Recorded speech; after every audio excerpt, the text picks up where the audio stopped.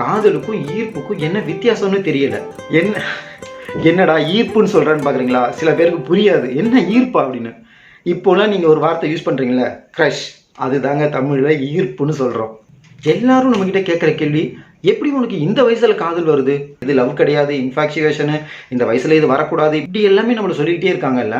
இதை கேட்கும்போது நமக்கு வெறுப்பாக இருக்கும். இப்படியெல்லாம் சொல்கிறதுக்கு ரீசன் என்ன அப்படின்னா, காதலுக்கும் ஈர்ப்புக்கும் என்ன வித்தியாசம்னு தெரியல. ஒரு பையன் ஒரு பொண்ணை பார்த்தாலும், இல்லை ஒரு பொண்ணு ஒரு பையனை பார்த்தாலும் அவங்களுக்குள்ள ஒரு ஃபீல் வரும். இன்னும் படங்களில் சொல்கிற மாதிரி சொல்லணும் அப்படின்னா, பட்டாம்பூச்சி பறக்கும், உள்ள படப்படன்னு இருக்கும், தொண்டை வறண்டு போகும், நமக்கு பேச முடியாது, அவங்கள பார்க்காம இருக்க முடியாது, இந்த மாதிரி நிறைய ஃபீலிங்ஸ். இந்த மாதிரி சிம்டம்ஸு லவ்லேயும் இருக்கும், உங்களோட க்ரஷ்லேயும் இருக்கும். அப்போ எது லவ் எது க்ரஷ்னே நமக்கு தெரியாமல் கன்ஃபியூஸ் பண்ணிக்கிட்டு இருக்கோம். உங்கள் லவ்வரை நீங்கள் ரொம்ப மிஸ் பண்ணுவீங்க, ஆனால் உங்கள் க்ரஷ்ஷை நீங்கள் மிஸ் பண்ணுற ஃபீலிங் உங்களுக்கு இருக்காது.